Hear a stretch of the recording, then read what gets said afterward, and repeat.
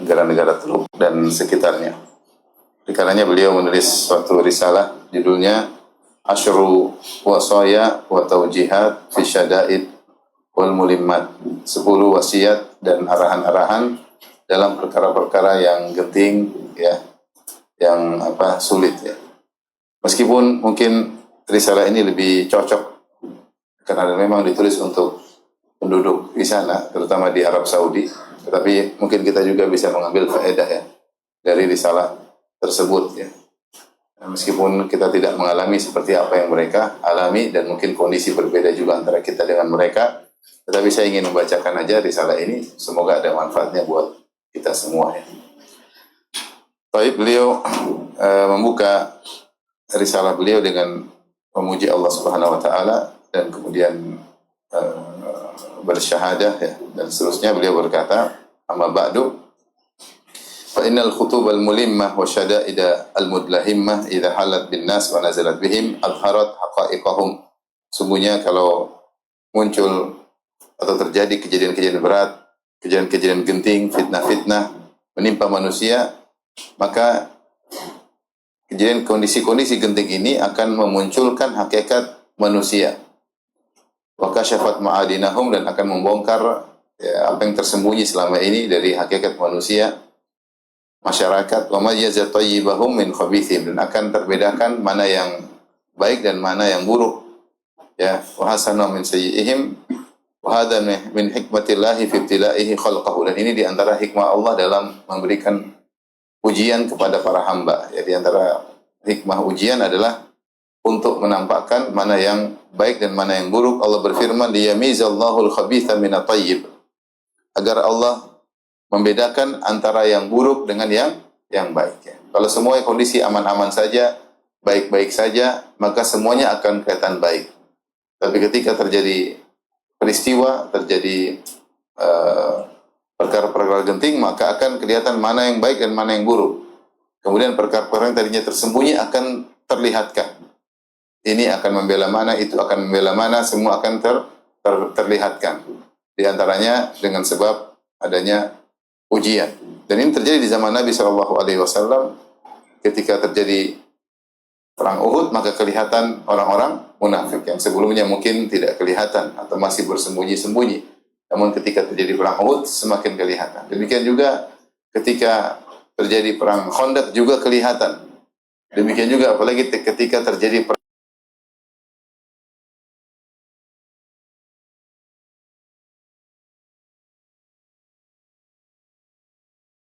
ibadah kepada Allah hanya di pinggiran ya. Fa in asabahu khairun ma'an nabi, kalau mereka dapat kebaikan mereka nyaman. Wa in asabatu fitnatun inqalaba ala wajhihi, tapi kalau ditimpa dengan fitnah ujian maka akan berbalik ya. Dia menyangka selama ini iman dia kuat, ketika dikasih ujian ternyata dia langsung berbalik, suudzon kepada Allah, berburuk sangka kepada Allah, maki-maki sana sini. Ini berarti ibadah dia selama ini bukan di tengah-tengah tapi cuma di pinggiran. Imannya cuma di pinggiran. Karena beliau berkata, hafizahullah taala, wa inna lil imani sahih wal aqidati salimah atharan qawiyan. Sungguhnya iman yang benar dan akidah yang lurus memberi dampak yang kuat. Wa dauran barizan fi taghallub ala syada'id wal mulimmat, dan memiliki peran yang besar. Akidah yang kuat, iman yang benar memiliki peran yang besar dalam mendominasi dalam perkara-perkara yang genting, itu tidak terbawa, tidak tergelincir bersama dengan fitnah. Wal masaib wal mihan, demikian juga musibah-musibah dan ujian-ujian yang menimpa. Wan nawazil wal fitan, peristiwa-peristiwa yang datang. Dzalika anna sahibal imani sahih wal aqidati salimah qad ta'allama min dinihi umuran muhimmah. Hal ini karena orang yang memiliki iman yang benar dan akidah yang lurus sudah belajar tentang agamanya perkara-perkara yang penting. Wa durusan azimatan tu'inuhu ala thabat fil ahwali syadidah, dan sudah belajar mengambil pelajaran-pelajaran yang agung dari sebelumnya yang bisa membantu dia untuk tegar dalam kondisi-kondisi berat. Ini mungkin kalau Syekh sedang berbicara tentang kondisi mereka, tapi saya bilang ini kita juga cocok buat kita. Yang kita juga masing-masing ada ujiannya. Masing-masing ada ujiannya tidak? Atau enggak ada yang diuji? Ada yang diuji dengan istrinya, benar atau tidak? ada yang diuji dengan suaminya. Benar nggak ibu-ibu?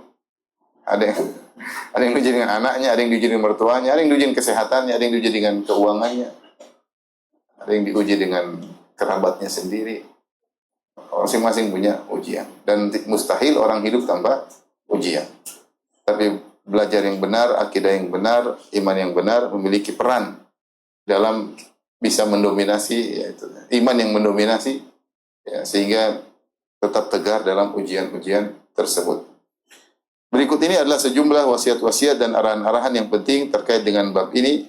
Aku berdoa kepada Allah, semoga ada kebaikan dan bermanfaat bagi kita semua. Kemudian beliau mulai masuk menyebutkan 10 wasiat. Yang pertama, sekali lagi saya bilang ini tulisan terbaru dari Syekh terkait dengan peristiwa yang sedang terjadi di negeri Teluk ya. Tapi saya rasa ini umum buat kita juga. Karena ini bermanfaat buat kita menghadapi ujian kecil maupun ujian besar. Ujian tingkat nasional atau tingkat internasional atau tingkat interlokal maupun interlokal.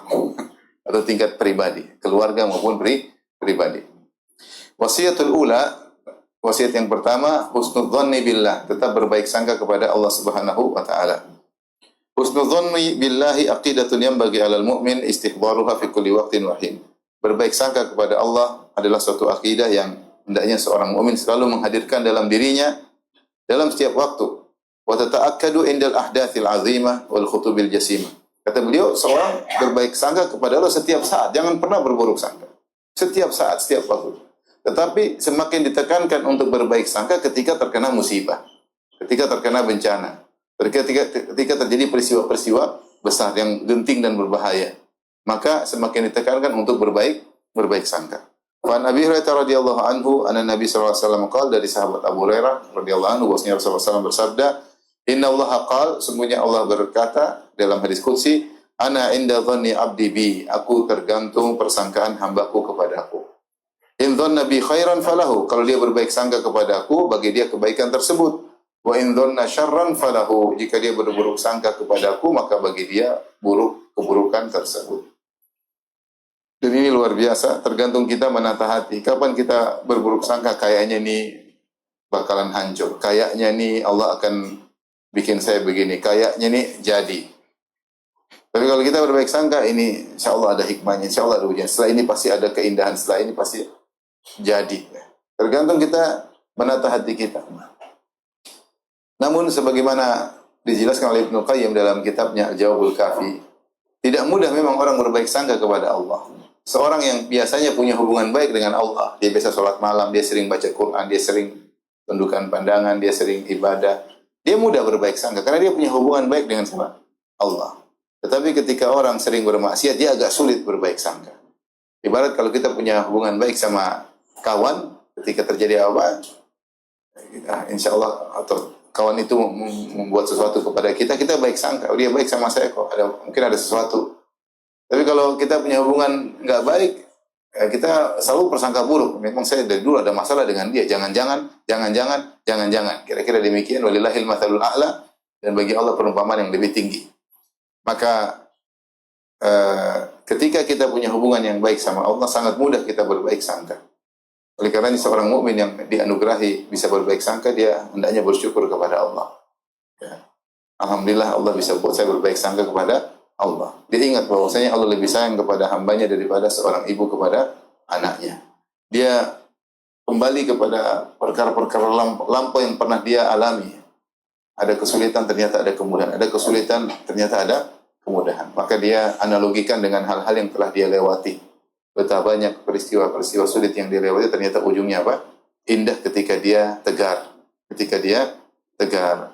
Oleh karenanya Nabi Yusuf alaihissalam ketika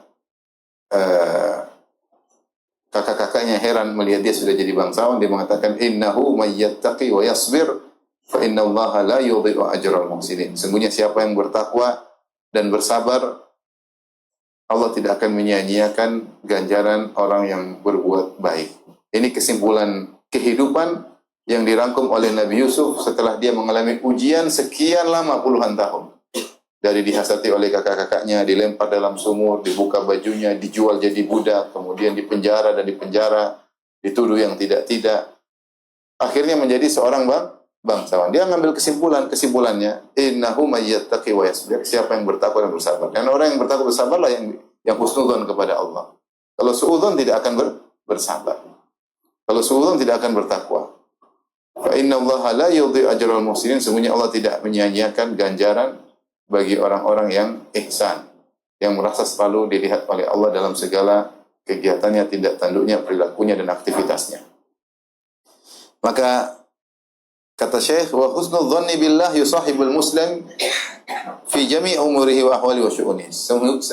Hendaknya berbaik sangka kepada Allah menyertai seorang mukmin, seorang muslim dalam segala urusannya, dalam segala kondisinya, senantiasa berbaik sangka kepada Allah. Hatta akhir lahzatin min hayati, sampai nafas terakhir dalam kehidupannya, menjelang kematian, hendaknya berbaik sangka kepada Allah. Li'anna al-khair kullahu biyadillah. Kenapa? Karena kebaikan semua di tangan Allah.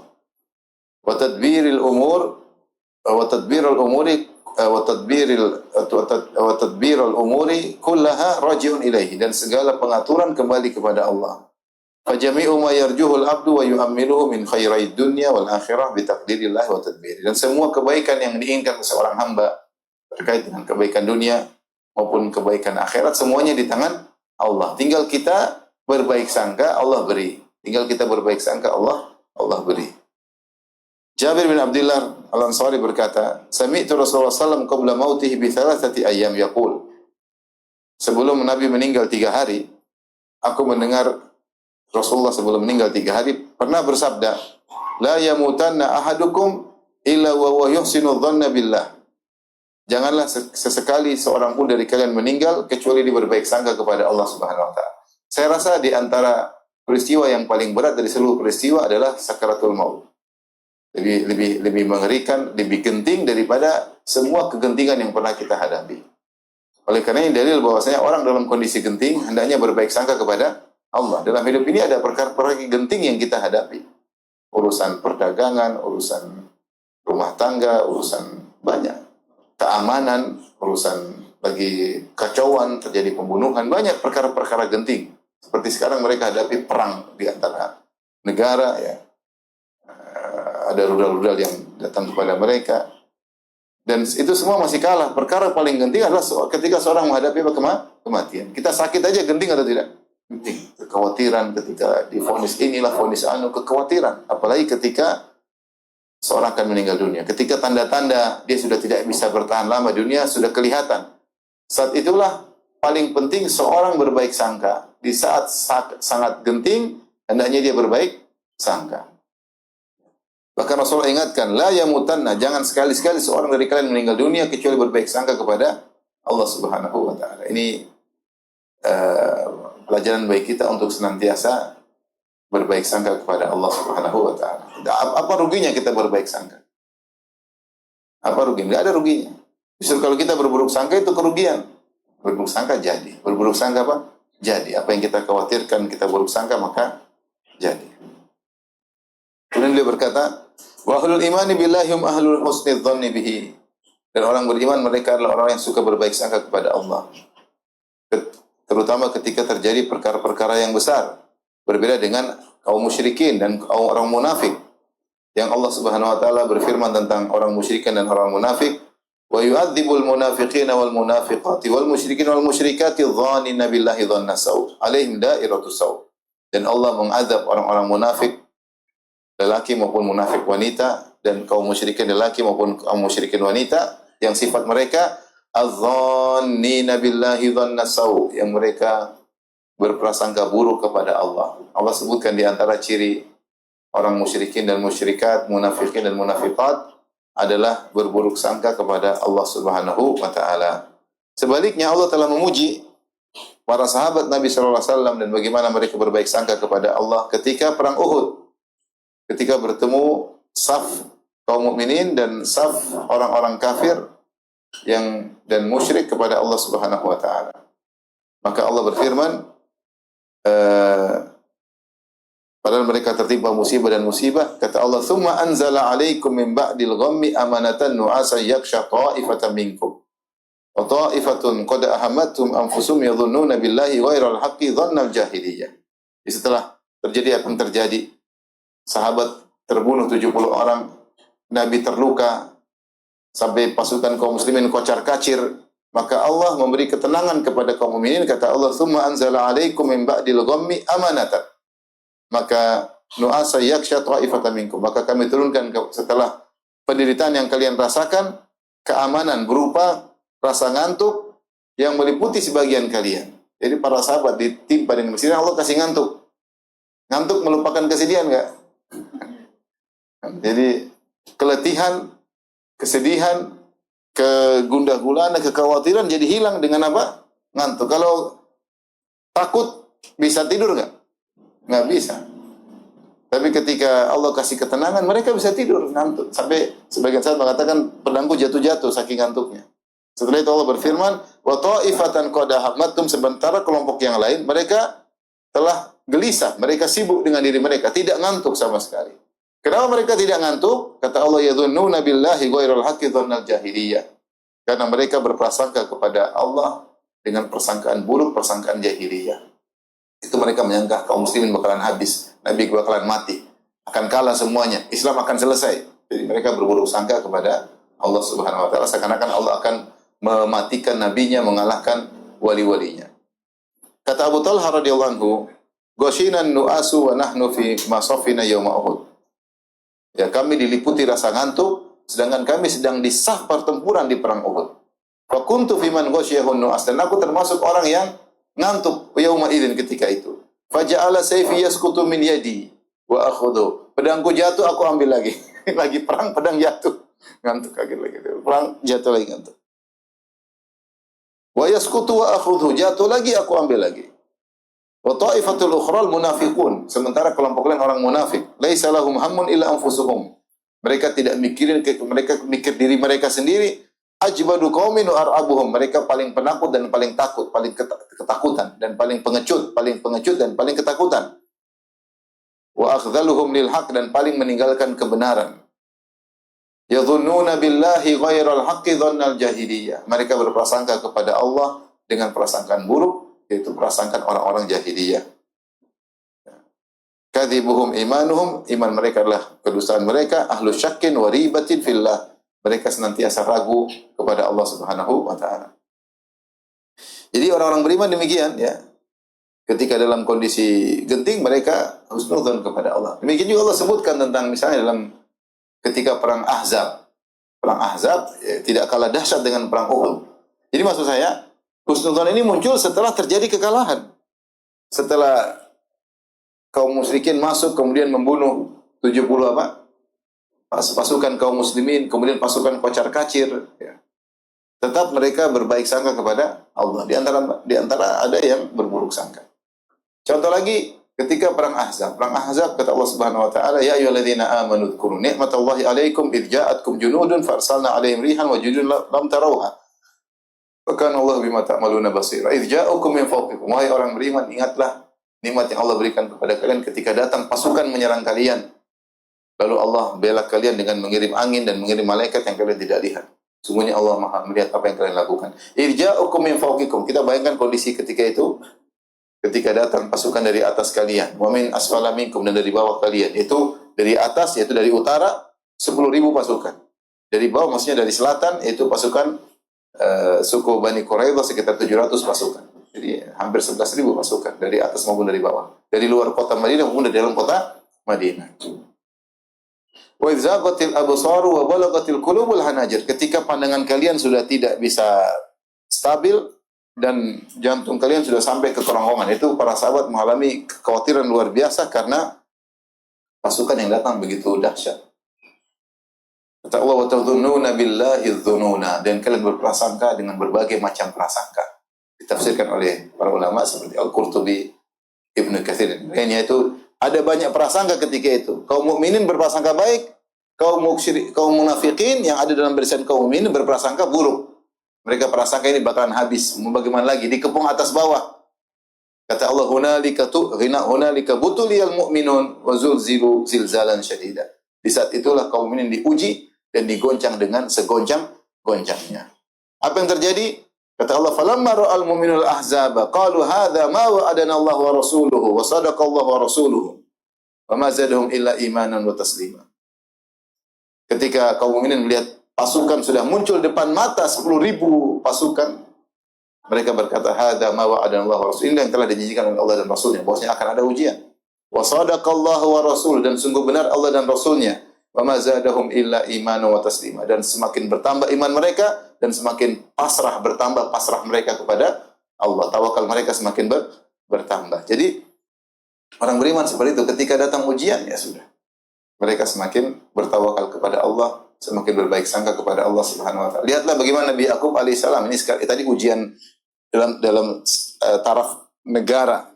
Ada ujian dalam taraf person pribadi-pribadi, seperti Nabi Yakub alaihissalam ketika kehilangan Nabi Yusuf. Nabi Yusuf hilang, setelah itu Binyamin hilang juga, dituduh mencuri, kemudian dipenjara. Kemudian kakak mereka ada yang tidak mau pulang.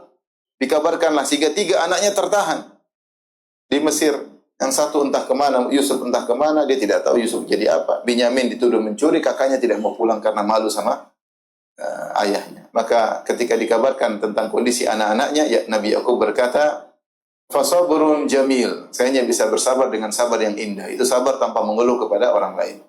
Asallahu ayyatiyani bihim jami'an, semoga Allah mendatangkan mereka kepadaku. Itu di saat sudah sangat genting, malah Nabi Yakub berbaik sangka kepada Allah. Dia mengatakan, justru ini saatnya Allah akan datangkan, kembalikan mereka kepadaku. Kemudian beliau berkata, innahu huwal alimul hakim. Sungguhnya Allah maha berilmu dan maha bijaksana. Ya, ada memang namanya ujian, pasti dialami. Tapi di saat genting ini, maka Allah akan kembalikan mereka kepadaku. Oleh karenanya, orang beriman berbaik sangka kepada Allah Subhanahu wa ta'ala. Ibnu Katsir ketika mengomentari perkataan Abu Talha, wa huwa kama qala, demikianlah perkataan Abu Talha sebagaimana Allah telah berfirman, "Tsumma anzala 'alaikum ba'dal ghammi amanatan wa asyakhsha ta'ifatan minkum." Yaitu ahlul iman wal yaqin was sabat, yang mereka beriman, yakin dan tegar dan bertawakal dengan tawakal yang benar. Humul jazimuna bi anna Allah sayansuru rasulahu wa yunjizu lahu ma'mulahu. Mereka lah yang pasti yakin Allah akan menolong Rasulnya dan akan mewujudkan apa yang diharapkan oleh Rasulnya. Walihada qala azza wa jalla, setelah itu Allah berfirman, wa ta'ifatun qad ahmatum anfusuhum. Adapun sekelompok lain, la yakshuhumun nas, mereka tidak merasakan ngantuk. Minal qalaq wal jaza wal khauf, karena kekhawatiran luar biasa, goncangnya hati mereka. Kenapa mereka demikian? Yadhunnuna billahi ghairal haqqi dhannal jahiliyah, karena mereka berprasangka kepada Allah dengan persangkaan yang tidak benar, itu persangkaan orang jahiliyah. Kemudian Ibnu Katsir berkata, i'taqadu annal musyrikin lamma dhaharu tilka sa'a annahal faisalah. Mereka menyangka ketika kaum musyrikin sempat mengalahkan kaum mukminin ketika itu, di mana 70 orang meninggal, ini adalah akhir dari Islam. Ini akan habis binasa kaum muslimin. Wa annal Islam qad bada wa ahluhu, Islam akan hancur dan orang Islam juga akan hancur. Hadza sya'nu ahli raib wa syakki idza hasala amrun min al-umuril fadhi'ah. Demikianlah kondisi orang-orang yang selalu ragu jika terjadi perkara-perkara genting, mereka selalu berprasangka buruk kepada Allah Subhanahu wa taala. Maka Syekh Abdul Razak Fitullah berkata, wa rugma 'idhamil ghammi wal karbi alladhi nazala bi, meskipun betapa berat penderitaan yang mereka alami ketika perang Uhud, dikepung dan banyak yang meninggal dunia, kanu ahla husni dhanni billahi wa thiqatin bi, mereka tetap berbaik sangka kepada Allah, bahwasanya Allah akan menolong wali-walinya dan akan memuliakan agamanya dan akan memenangkan mereka di atas musuh mereka. Fanqalabu bi ni'matin minallahi wa fadlin, akhirnya mereka kembali dengan penuh kenikmatan dari Allah dan kemuliaan. Lam yamsasum su'un, dan mereka tidak ditimpa dengan keburukan. Wattaba'u ridwanallah, dan mereka mengikuti ridha Allah. Wallahu dzu fadlin azim, dan Allah lah pemilik karunia yang besar. Ibnu Qayyim berkata rahimahullah, wa kullama kana al-'abdu hasanadh dhanni billah hasanar raja' lahu, maka jika seorang hamba ya, semakin dia berbaik sangka kepada Allah, semakin berbaik harapan kepada Allah, sadiqat tawakkuli alaihi, dan benar-benar bertawakal kepada Allah, fa innallaha la yukhayyibu amalahu fihil battah, sungguhnya Allah tidak akan menyia-nyiakan harapannya sama sekali. Fa innahu subhanahu la yukhayyibu amala amilin, Allah tidak akan menyia-nyiakan harapan seorang yang berharap. wa la yudhi'u amala 'amilin, dan Allah tidak akan menyia-nyiakan amal seorang yang beramal.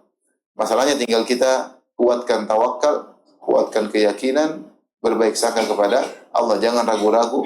Kalau kita imannya kurang kuat, tawakalnya ragu-ragu, antara berbaik sangka dan berburuk sangka, maka sering harapan kita sia-sia dan tidak terwujudkan. Tinggal seorang berbaik sangka kepada Allah Subhanahu wa taala. Maka ini wasiat pertama, saya rasa kita perlu semua, karena setiap kita ada ujian masing-masing. Siapa yang berbaik sangka, dia yang bahagia. Meskipun ujian sebesar apapun, dia berbaik sangka. Memang begini, memang Allah menghendaki demikian. Sabar, pasti ada hikmahnya. Di balik ini pasti ada keindahan. Sabar pasti happy ending. Selalu begitu. Sehingga kita tidak gelisah, tidak stres, tidak. Nah, ini kalau ada mukmin stres, ini kayaknya nggak benar mukminnya. Stres. Berarti dia tidak bisa berbaik apa? Sangka. Tidak bisa berbaik sangka. Kena masalah, kemudian mulai rambutnya berguguran.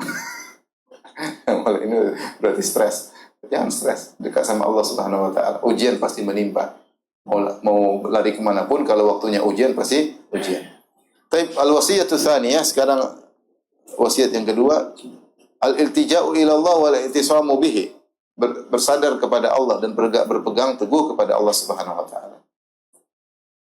Di zaman, kata beliau hafizahullah taala, di zaman kegelisahan dan peristiwa-peristiwa besar, peristiwa-peristiwa genting, hendaknya seorang muslim kembali kepada Allah, berpegang teguh kepada Allah dan mengikhlaskan agamanya hanya untuk Allah. Kemudian fokus kepada Allah dengan menjaga ketaatan kepada Allah. Dan benar-benar serius untuk menghindarkan diri dari perkara-perkara yang haram. Dengan cara inilah paling mudah diraih ketenangan. Kalau dalam kondisi sulit, orang kan kadang-kadang masalah, dia malah misalnya ribut sama istrinya, malah kemana? Ke panti pijat. Benar nggak? Panti pijat. Lagi masalah kemudian nonton film. Lagi masalah minum khamar. Ini tidak benar. Dia tidak akan meraih ketenangan. Dia hanya membuat dirinya terlupakan dengan masalah tersebut sebentar, sesaat, ketika sedang dipijat sama tukang pijit. Maksudnya panti pijat dalam tanda kutip ya. Benar atau tidak? Atau sedang mabuk, mungkin dia lupa sebentar. Atau dia lagi nonton film, dia ilak sebentar tapi begitu selesai, gelisah lagi. Bukan obat yang permanen. Dia hanyalah racun yang membuat lupa sebentar, kemudian lebih parah lagi. Kata Syekh, tidak ada cara terbaik agar kita tenang dalam menghadapi segala musibah kecuali fokus menambah ketaatan dan fokus meninggalkan maksiat. Allah yang akan kasih tenangan. Mau masalah apapun, taat, meninggalkan maksiat, ada ketenangan. Seberat apapun masalah tersebut.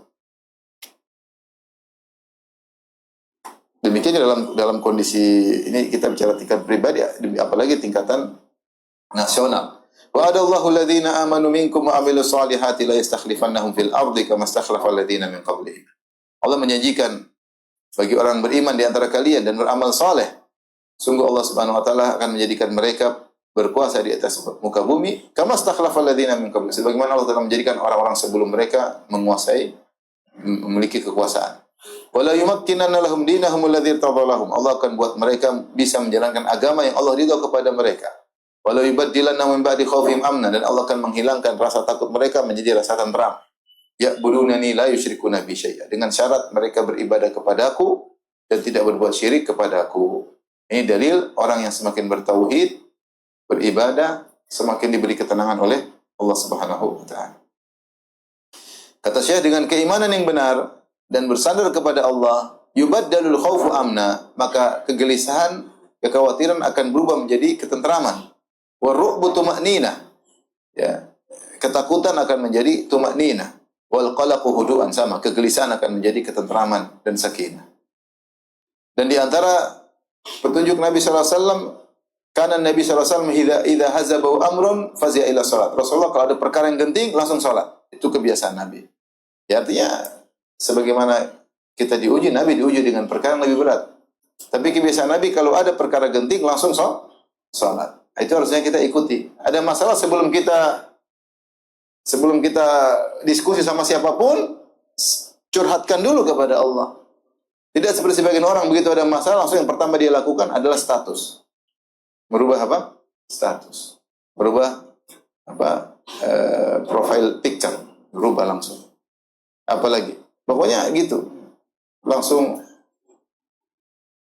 telepon teman-temannya, telepon. Pertama kalau kita mengalami kesulitan, salat dulu.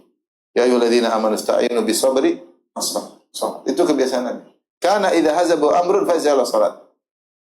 Kalau ada masalah langsung, karena yang menentukan segalanya adalah Allah Subhanahu wa taala. Yang buat kita selesai masalah atau tidak adalah Allah. Yang buat kita selamat atau tidak Allah Subhanahu wa taala. Maka pertama kita connecting adalah dengan Allah Subhanahu wa taala yang semua perkara di tangannya.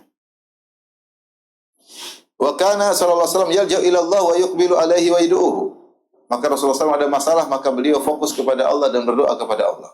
Fan Anas bin Malik radhiyallahu anhu, dari Anas bin Malik, beliau berkata, kana Nabi sallallahu alaihi wasallam idza karabahu amrun, Rasulullah kalau ditimpa dengan suatu perkara yang berat, suatu penderitaan, qala, Rasulullah berkata, ya hayyu ya qayyum bi rahmatika astaghits. Wahai zat yang maha hidup, wahai zat yang maha mengatur segalanya, menegakkan segalanya, aku minta pertolongan dengan rahmatmu. Kita seringlah baca begitu. Lagi masalah sedikit, Allah, ya hayyu ya qayyum bi rahmatika astaghits. Fasli sya'ni kulla wa la takilni. Ya Allah, perbaiki segala urusan. Engkau adalah hamba yang lemah. Jangan serahkan urusanku kepada diriku. Siapa ini? Saya ini siapa ya Allah? Tidak bisa apa-apa. Ana bika wa ilaik. Aku hanya bisa tegak karena engkau dan kepada engkau lah aku kembali. Rasulullah demikian. Demikian juga wa kana sallallahu alaihi wasallam yaqulu indal karb. Rasulullah SAW berdoa ketika atau berzikir ketika dalam kondisi genting. La ilaha illallahul azimul halim. La ilaha illallahu rabbul arsyil azim. La ilaha illallah rabbus samawati wa rabbul ardi wa rabbul arsyil karim. Coba kita sering hafal doa ini, zikir ini.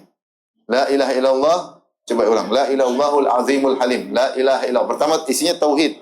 La ilaha illallah, terus kita katakan al-azim al-halim. Tidak ada sembah yang berhak disembah kecuali Allah. Dialah Allah al-azim al-halim, yang maha agung dan maha bijak. Al-halim. Kemudian la ilaha illallah rabbul arsyil azim. Tidak ada sembahan yang disembah. Jadi bertauhid. Maksudnya kalau orang lagi susah, ingat tauhid.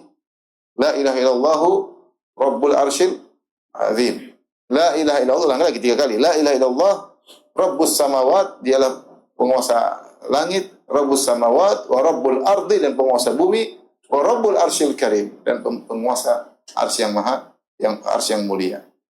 Kalau kita lagi gelisah, lagi enggak tahu mau bikin apa, baca itu. Banyak tuh kita bisa juga bilang hasbiyallah wa ni'mal wakil. Wa ufawwidhu amri ila Allah. La haula wa la quwata illa billah. Di antaranya ini. Ya hayyu ya qayyum bi rahmatika astaghits. La ilaha illallahul azimul halim. La ilaha illallah rabbul arsyil azim. La ilaha illallah rabbus samawati wa rabbul ardi wa rabbul arsyil karim. Rasulullah ucapkan, karena kita ini lemah. Perkara sedikit kita bilang penderitaan. Padahal biasa-biasa, tapi ya bagi kita penderitaannya udah ucapin aja. Apa salahnya? Allah semakin suka kalau kita bersandar kepada Allah.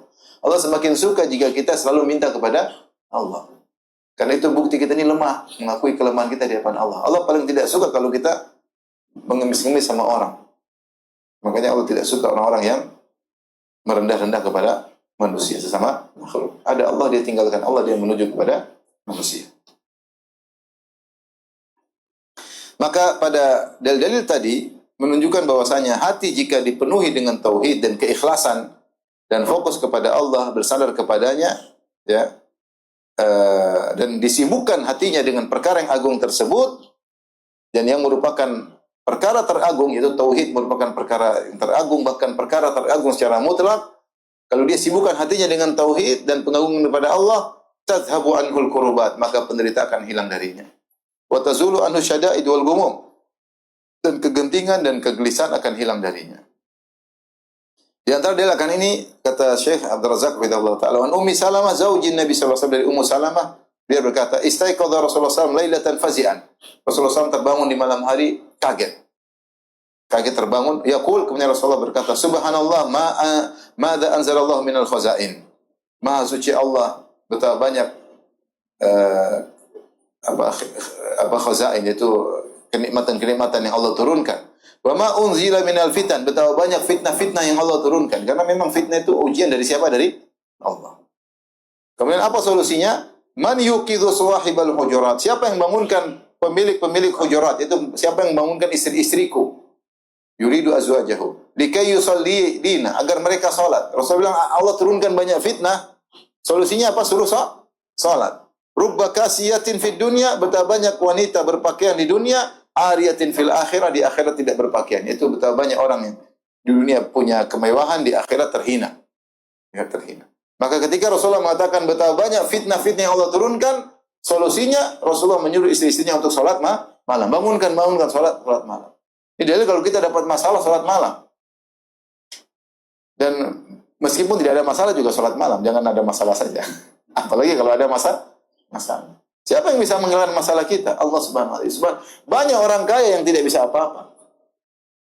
Dia tidak bisa mengandalkan kekayaannya untuk menghilangkan masalahnya. Banyak pejabat punya masalah, banyak enggak? Dia tidak bisa mengandalkan jabatannya untuk menghilangkan masalahnya. Dia tidak bisa mengandalkan kuasaannya.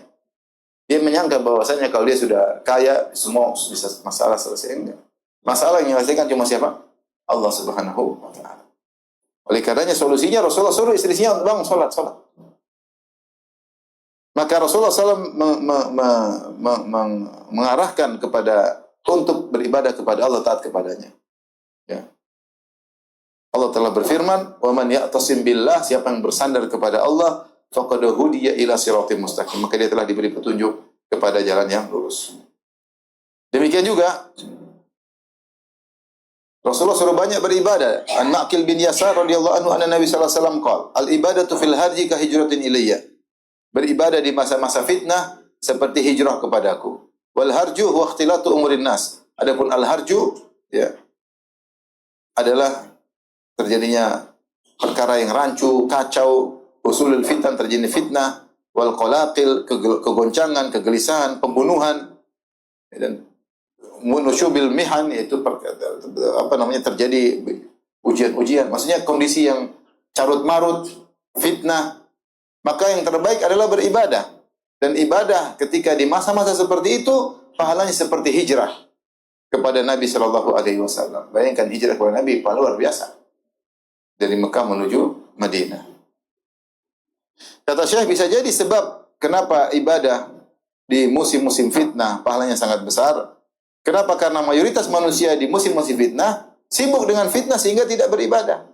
Mereka sibuk dengan katanya dan katanya. Sibuk ngeklik berita, nggak habis-habis. Meskipun beritanya berulang-ulang tidak bosan diklik. Beritanya itu aja juga tidak bosan diklik-klik. Benar atau tidak? Benar atau tidak? Sebagian mereka sibuk komentar, sudah ngeklik komentar lagi. Sudah ngeklik balas komentar. Bahkan watasaddir laha, bahkan menunjukkan dia yang ahli dalam fitnah tersebut. Malah dia menjadi bukan cuma komentar, bahkan dia menjadi pengamat. Dia tunjukkan solusinya macam-macam dia ucapkan, padahal bukan bidangnya. Walihada azzama Nabi sallallahu alaihi wasallam sya'al ibadati fi hadzal waqt. Maka Nabi sallallahu alaihi wasallam menjadikan ibadah di zaman-zaman fitnah perkaranya besar, seperti hijrah kepada Nabi sallallahu alaihi wasallam. Karena di zaman itu orang tidak ada yang mau ibadah, sibuk ngurusin fitnah. Bayangkan fitnah enggak habis-habis kalau di zaman kita. Fitnah ini, fitnah anu, berita ini, berita anu, berita fitnah tingkat keluarga, fitnah tingkat RT RW, fitnah tingkat nasional, fitnah tingkat dunia, enggak bakalan habis. Apalagi sekarang dunia ini seperti rumah satu kecil karena kita punya gadget. Semua fitnah di dunia bisa kita lihat atau tidak? Kalau dulu orang enggak punya gadget, fitnahnya cuma sekitar rumahnya. Ada ribut sana, ada tetangga ribut sama istrinya, satu mencerai istrinya, kita pingin tahu, kepo. Yang satu mungkin ada berkelahi, kita kepo. Yang satu dulu cuma secuil. Sekarang kita punya gadget satu dunia, kita tahu fitnahnya. Ini anu. Ada yang perlu kita tahu kabarnya. Ada yang tidak perlu kita tahu. Yang masalahnya yang sering kita klik, yang tidak perlu kita tahu, itu masalahnya. Kita kepo, kita klik, sehingga tidak sempat untuk beribadah. Tidak sempat zikir pagi petang. Tidak sempat baca Quran. Ya. Tidak sempat untuk sekarang 10 hari Dzulhijjah, tidak sempat untuk bertakbir kepada Allah Subhanahu wa taala. Sudah tahu 10 Dzulhijjah masih aja sibuk lihat berita-berita yang entah ada faedah atau tidak. Ya kalau lihat sekali oke lah, lihat berulang-ulang. Habis waktu. Fitnah. Maka ketika ada orang di musim-musim fitnah sibuk ibadah, ini orang luar biasa. Sebagian ulama menafsirkan kahijratin ilayya seperti hijrah kepadaku, karena orang hijrah itu meninggalkan kenikmatan demi untuk Allah Subhanahu wa taala. Seperti sahabat yang meninggalkan kampung halamannya, meninggalkan hartanya untuk para nabi. Karena bermedsos itu ada kenikmatan, ada nikmat enggak? Ibu-ibu yang jawab. Apalagi kalau sudah buka Shopee, oh itu nikmat luar biasa. Hal-hal baru banyak. Kita nggak mau buka aja ada teguran, ting ting, benar ada belnya nggak? Ada belnya. Notifikasi ada, ingin tahu. Akhirnya kita nggak sempat beribadah. Nah kalau kelezatan itu kita tinggal. Memang lezat. Siapa yang tidak lezat? Berita gibah lezat, berita fitnah lezat, berita artis lezat. Kita nggak sangka 1 jam baca.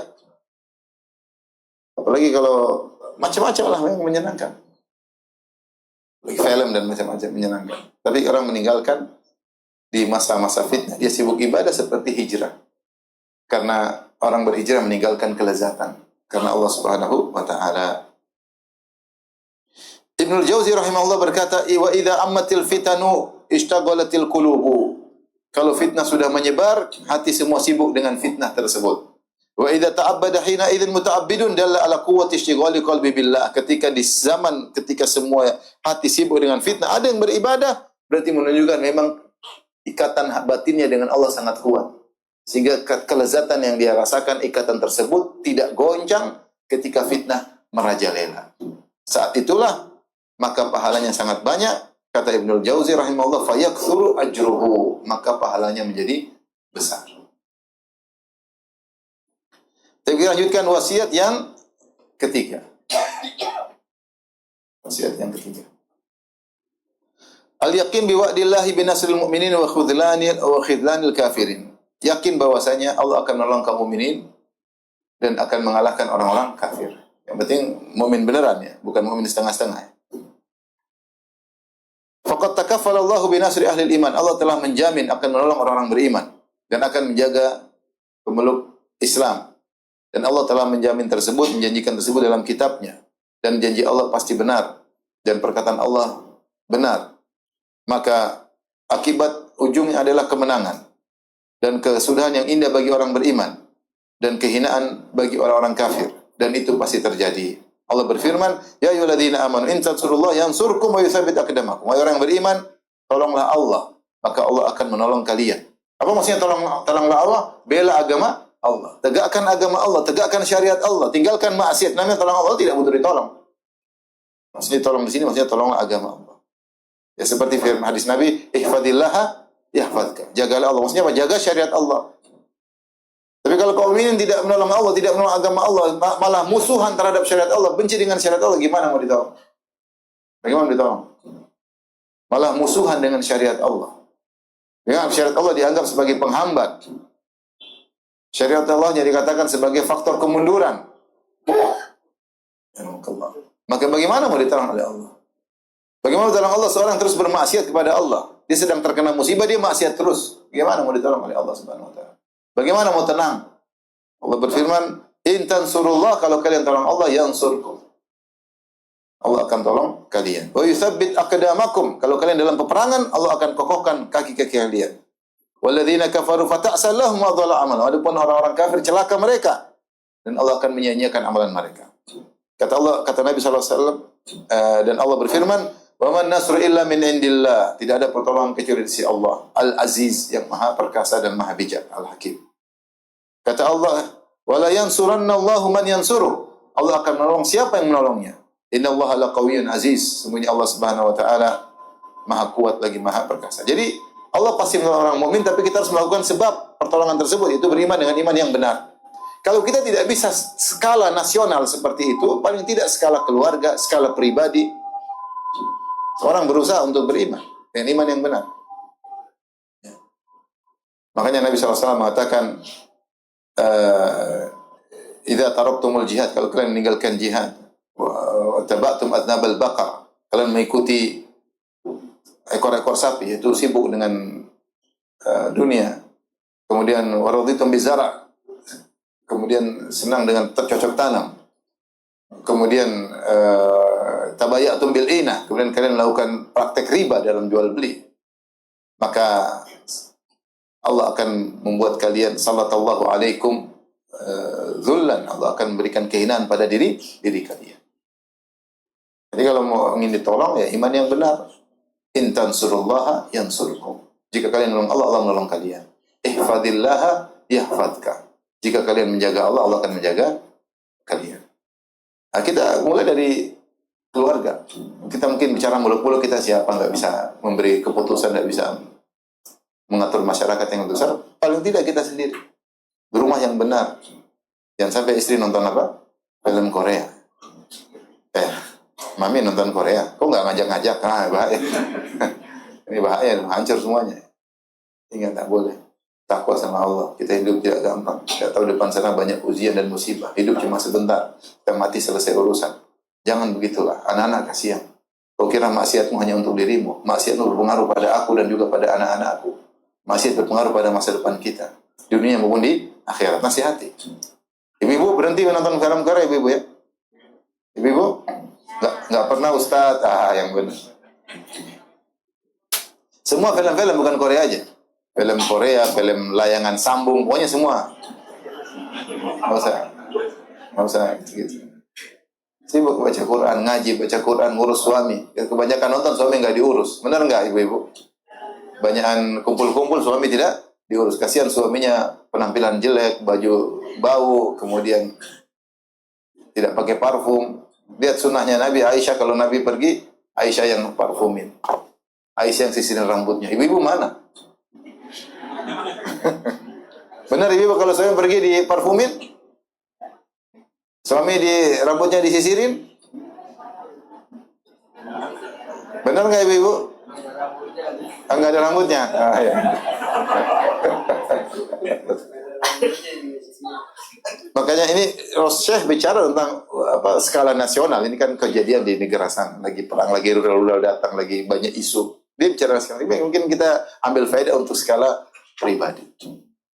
Kita kalau tolong Allah, Allah tolong kita. Kita jaga Allah, Allah jaga kita. Kata Allah tajidu musibah akan terjadi. Banyak masalah rumah tangga terjadi. Kenapa tidak semua kompak? Ada satu yang nakal, jadinya rusak. Korban akhirnya anak-anak. Atau kita juga kena korban karena tidak kompak dalam jalan ketaatan. Terjadi apa yang terjadi? Kalau kita kerjasama bareng-bareng, insya Allah Allah jaga. Kerjasama yang indah antara suami dan istri. Kita bicara skala keluarga. Kita sama-sama bekerja sama, tolong Allah, Allah akan tolong kita. Kalau ujian akan terjadi, ujian pasti Allah kasih. Gak mungkin gak ada ujian. Tapi ketika kita bisa tegar hadapi ujian, kenapa? Karena kita dekat dengan Allah Subhanahu wa Ta'ala. Allah berjanji akan menolong. Allah tidak akan menyelisih janji.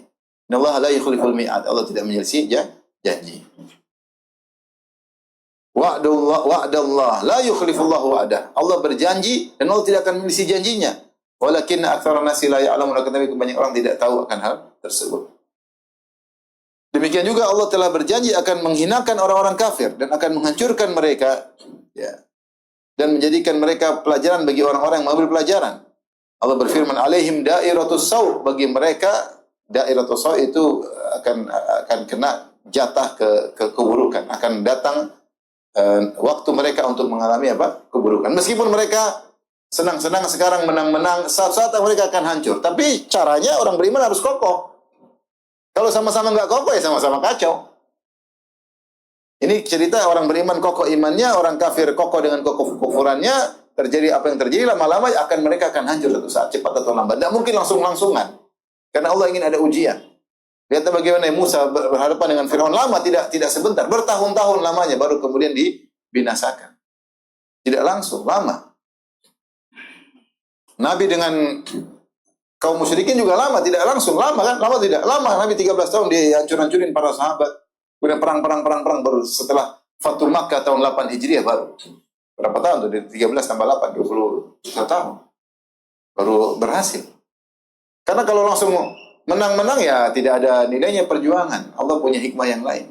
Tapi ujung-ujungnya akan hancur selama orang beriman beriman. Makanya Umar bin Khattab ketika melepas pasukan dia mengatakan, jangan kalian tidak akan pernah menang dengan kekuatan kalian. Kalian beriman menang dengan pertolongan Allah. Maka bertakwalah kepada Allah. Takutlah kepada maksiat lebih daripada takut kepada musuh, kata Umar bin Khattab, takutlah kepada maksiat lebih dari takut kepada musuh. Jangan kalian berkata musuh kita kafir, kita mukmin, pasti Allah menangkan. Tidak. Kalau musuh kita kafir, kita beriman tapi bermaksiat, Allah tinggalkan kita. Kalau sudah tinggalkan, maka yang adu hanya materi lawan materi, dunia lawan dunia, kekuatan fisik lawan fisik. Dan kita kalah dengan kekuatan fisik mereka. Jumlah mereka lebih banyak, senjata mereka lebih kuat. Dan bukti akan hal ini sangat banyak dalam sejarah. Ya. Bagaimana orang zalim di awalnya menang, kemudian akhirnya hancur. Dan dari Abi Musa al-Asy'ari radhiyallahu anhu dari Nabi sallallahu alaihi wasallam, Rasulullah SAW bersabda, "Innallaha yumli lidh-dhalim." Allah mengulur orang zalim, dibiarin. Fa idza akhadahu lam yuflitu. Tapi kalau Allah sudah siksa dia tidak bisa kabur. Allah tidak akan lepaskan dia. Tsumma qara'a, kemudian Rasulullah membacakan firman Allah Subhanahu wa taala, "Wa kadzalika akhdhu rabbika idza akhadhal qura wa hiya zalimah." Demikianlah siksaan Rabbmu ketika menyiksa suatu negeri yang negeri tersebut dalam kondisi berbuat zalim. Inna akhdahu alimun syadid. Sungguhnya siksaan Allah sangat pedih dan keras. Baik. Al-wasiyatur rabi'ah, wasiat yang keempat. Ini penting bagi kita semua. Al-ilmu bi anna kulla ma yaqa'u innama huwa bi taqdirillahi wa hikmatihi. Ilmu yakin bahwasanya apa yang terjadi semuanya dengan takdir Allah. Ma asaba min musibatin illa bi idznillah. Ya, tidak ada musibah yang menimpa kecuali dengan sebab izin Allah. Kata Allah, ma asaba min musibatin fil ardi wala fi anfusikum illa fi kitabin min qabli an nabraha. Tidak ada yang musibah yang menimpa berdiri kalian atau menimpa di atas muka bumi kecuali telah tercatat di Lauhil Mahfuz sebelum Allah menciptakan musibah-musibah tersebut. Semua sudah tercatat. Ma asabaka lam yakun liyukhti'ak, apa yang menimpamu tidak akan meleset darimu. Wa ma akhta'aka lam yakun liyusibak, apa yang meleset darimu tidak akan mengenaimu. Tidak akan mengenaimu. Kita yakin semua yang terjadi sudah tercatat oleh Allah Subhanahu wa taala. Kata Syekh, seluruh apa yang terjadi semua dengan takdir Allah. Fama syaa Allahu kana, apa yang Allah kehendaki terjadi dan apa yang Allah tidak kehendaki tidak akan terjadi. Maka tidak terjadi sesuatu di alam semesta ini, baik gerakan maupun diam, kehidupan maupun kematian, naik maupun turun, kecuali dengan kehendak Allah dan hikmahnya. Dan dalam Al-Quran ada hampir lebih dari 400 ayat, ya, dikaitkan segala perkara dengan kehendak Allah Subhanahu wa taala. Ini menunjukkan bahwa segala perkara di tangan Allah. Maka segala perkara sebelum dan sesudahnya kembali kepada Allah Subhanahu wa taala. Fal mulku mulku, kerajaan milik Allah. Wal amru amru, keputusan di tangannya. Yaf'alu ma yasha, Allah melakukan apa yang Allah kehendaki. Wa yaqdi ma yurid, Allah putuskan apa yang Allah inginkan. La mu'aqqiba li hukmih, tidak ada yang bisa protes dengan hukumnya, wala radda li qada'ihi, dan tidak ada yang bisa menolak keputusan Allah Subhanahu wa taala. Dialah Sang Maharaja. Semua yang terjadi adalah di ciptaannya. Semua ini adalah ciptaan Allah Subhanahu wa taala. Allah berfirman, ma yaftahillahu lin-nasi min rahmatin fala mumsikalah. Rahmat kebaikan yang Allah berikan kepada manusia tidak ada yang bisa mencegahnya. Wa ma yumsik, dan ada kalau rahmat Allah tahan, fala mursila lahu min ba'di, maka tidak ada yang bisa melepaskan rahmat tersebut. Tidak ada yang bisa ngirim. Allah tahan, tidak ada yang bisa ngirim. Kata Allah, alalahul khalqu wal amru, ketahuilah segala ciptaan dan perintahan hanya milik Allah. Tabarakallahu rabbul alamin. Kata Allah, liman syaa minkum ayastaqim wa ma tasyauna illa insyaallah rabbul alamin. Tidak ada kalian kehendak kecuali di bawah kehendak Allah Subhanahu wa taala. Nabi sallallahu alaihi wasallam bersabda, kullu syai'in bil qadar. Segala semua yang terjadi semua dengan takdir. Hatta al-ajz wal kais. Bahkan ketidakmampuan maupun kemampuan, ini mampu tidak mampu semuanya dengan takdir Allah. Kata Ibn Abbas, perhatikan, kullu syai'in bi qadarin hatta wad'ika yadaka ala khaddik. Semua perkara dengan takdir Allah. Sampai engkau meletakkan tanganmu di pipimu juga sudah ditakdirkan. Antum hadir sini juga ditakdirkan. Saya ceramah begini juga ditakdirkan. Antum ada yang dengar, ada yang tidur pun sudah ditakdirkan. Ibu ketawa juga ditakdirkan. Semua sudah ditakdirkan. Qala Tawus Ibn Kaisan, seorang tabi'in muridnya Ibn Abbas, beliau berkata, adraktu nasan min ashabi Rasulillah. Aku mendapati sekelompok manusia dari kalangan sahabat Nabi, sekelompok orang dari kalangan sahabat Nabi. Yaqulun, mereka semua berkata, kullu syai'in biqadar, segala perkara dengan takdir. Itu sebelum terjadi sudah tercatat. Ibnu Qayyim rahimahullah berkata, asasu kulli khairin an ta'lama anna ma sya'allahu kan Wa ma lam yasha' lam yakun. Pondasi dari segala kebaikan. Pondasi dari segala kebaikan. Maksudnya beriman takdir ini pondasi segala kebaikan. Adalah apa? Engkau mengetahui apa yang Allah kehendaki itu yang terjadi, dan apa yang Allah tidak kehendaki itu tidak terjadi. Kalau orang awam di Madinah dulu berkata, anta turid wa ana urid wa hum yuridun Allah yaf'alu ma yurid. Kamu sih pingin, saya juga pingin, mereka juga pingin, tapi yang terjadi apa yang Allah inginkan. Bukan keinginanmu, bukan keinginanku, bukan keinginan mereka. Tapi keinginan Allah yang terjadi. Jika seorang mukmin meyakini dengan akidah ini, maka dia akan menghadapi apa yang terjadi berupa peristiwa-peristiwa berat yang genting-genting, maka dia akan sabar dan dia ridha. Allah berfirman, "Wa may yu'min billahi yahdi qalbah." Siapa yang beriman kepada Allah, Allah akan beri petunjuk kepada hatinya. Kata Ibnu Mas'ud, "Hiyal musibatu tusibur rajula, faya'lamu annaha min indillah." Itu musibah-musibah yang menimpa seorang mukmin, kemudian dia tahu itu semua dari Allah Subhanahu wa taala, fayusallim, maka dia pasrah laha, dia pasrah, wa yarda, dan dia ridha. Maka Allah akan beri hidayah kepada hatinya. Jadi ibu kalau pas pulang diomelin suami, qadarullah. Udah takdir. Ya, tapi bukan berarti takdir kita kemudian tidak usaha. Mas, ngapain marah saya, Mas? Semua terjadi dengan takdir. Banyak hal yang kita memang hidup, kita ini hidup untuk diuji atau untuk disenang-senangin. Kita hidup ini untuk diuji atau bukan? Kita ini Allah ciptakan langit, bumi semua untuk diuji, untuk menguji kita. Untuk menguji kita. Tabarakalladzi biyadihil mulk wa huwa ala kulli syai'in alladzi khalaqal mauta wal hayata liyabluwakum. Dia yang telah menciptakan hidup dan kematian untuk menguji kalian. Inna ja'alna ma'alal ardi zinatan laha linabluwahum. Kami jadikan di atas muka bumi ini perhiasan untuk menguji mereka. Mana di antara mereka yang terbaik.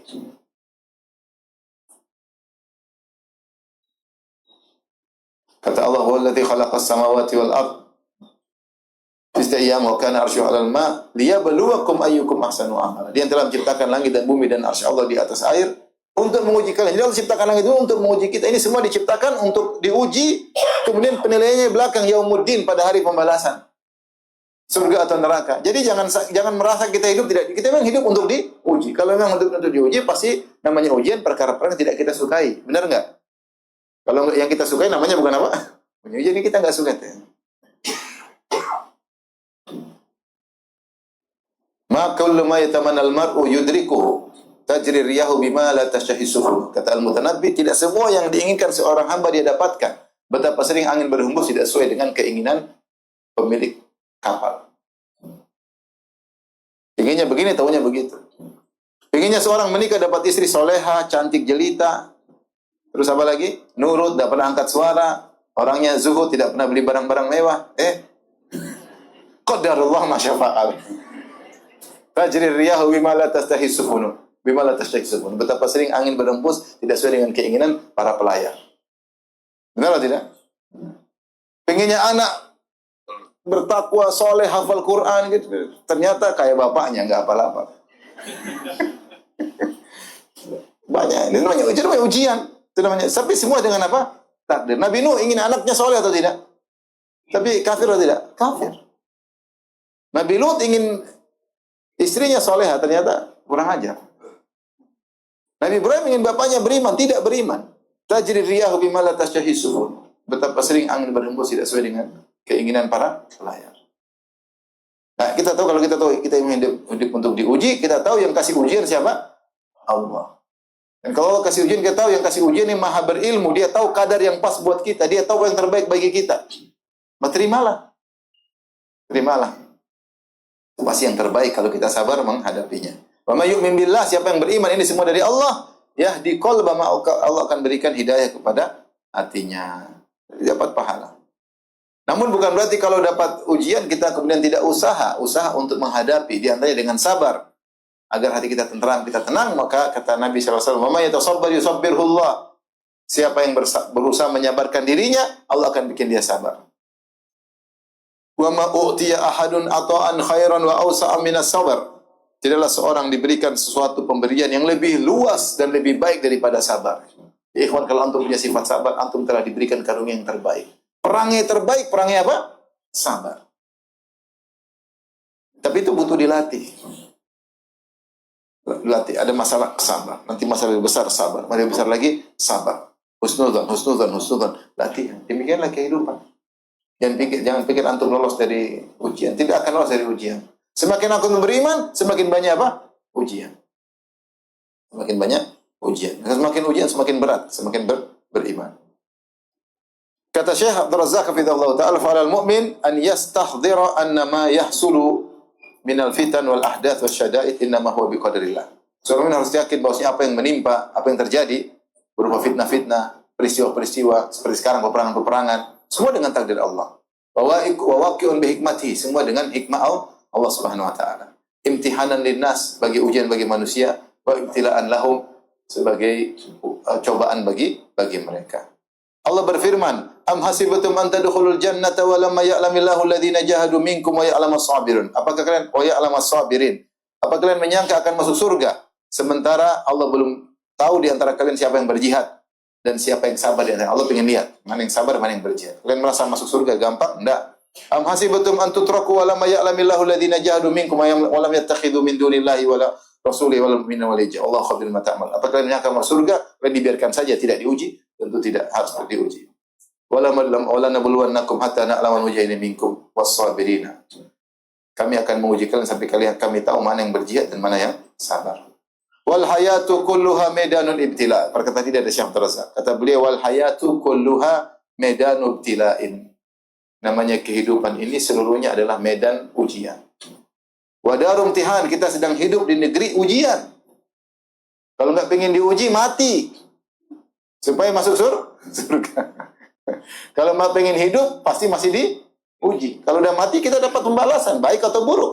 Kalau dapat kebaikan, sudah nggak ada ujian lagi, selesai. Dapat buruk, ya diuji melulu. Kalau selama di dunia ini, kita sedang hidup di daru imtihan. Sedang hidup di negeri ujian. Memang kita diciptakan untuk diuji. Makanya Allah ciptakan iblis. Ciptakan iblis nggak? Kenapa Allah ciptakan iblis? Supaya untuk jadi bahan apa? Ujian. Karena ada iblis, akhirnya ada Netanyahu.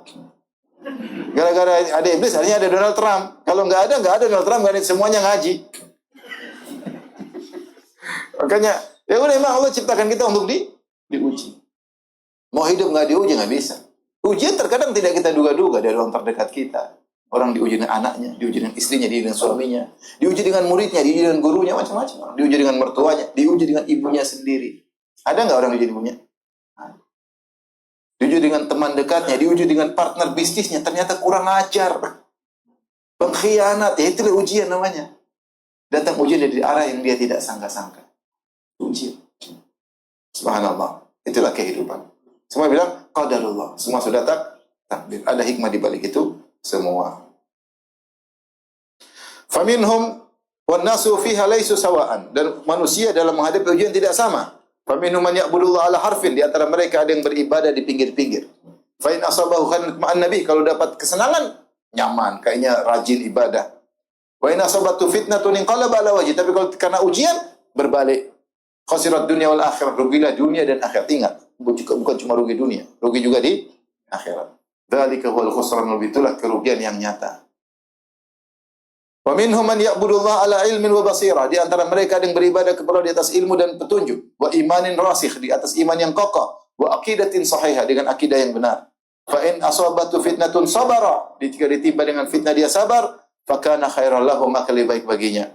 Wa in asabathu ni'matun syakar, kalau diberi kenikmatan dia bersyukur, fa kana khairan lahu, dan itu baik baginya. Wa hadza la yakunu li ahadin illa lil mu'min, ini tidak mungkin kecuali yang hanya pada orang mukmin. Fa amruhu kulluhu khair, maka perkara seluruhnya baginya adalah baik bagi orang mukmin. Wa ahluhu wa ahwaluhu kulluha hasanatun thayyibatun, kondisinya selalu baik dan indah. Wa awaqibuhu kulluha hamidah, dan kesudahannya selalu terpuji. Wal aqibatu lil muttaqin, dan kebaikan, kesudahan terbaik hanya untuk orang-orang yang bertakwa. Maka ini nasihat buat kita semua, meskipun mungkin kita menghadapi ujian taraf pribadi, taraf keluarga, intinya yakin semua sudah ditakdirkan oleh Allah Subhanahu wa ta'ala. Saya sering bilang, kasih contoh, kalau seorang laki-laki pulang ke rumah diomelin istri, dia bilang, istriku, omelanmu telah tercatat 50.000 tahun sebelum ciptakan langit dan bumi di Lauhil Mahfuz. Saya enggak mungkin bisa menghindari. Kata Nabi, ma asabaka lam yakun li khuti'ah. Apa yang menimpamu tidak akan bisa meleset. Omelanmu tidak bisa Saya hindari, kamu tetap aja kena. Karena sudah ditakdirkan bakalan kena omelan saya. Saya tidak tahu jatah omelanmu berapa buat saya. Tapi sudah berkurang hari ini 1 omelan. Entah 1000, entah 2000, hanya Allah yang tahu dalam lauhil mahfuz. Tapi alhamdulillah jatah omelan sudah berkurang. Benar nggak Bapak-bapak? Baik, masih panjang waktu kita udah habis ya. Masih ada 6. Mudah-mudahan di kesempatan yang lain. Ini sih mudah-mudahan yang bisa kita amalkan. Wallahu ta'ala alam bisawab. Ini saja yang saya sampaikan. Kalau ada yang bertanya saya persilahkan.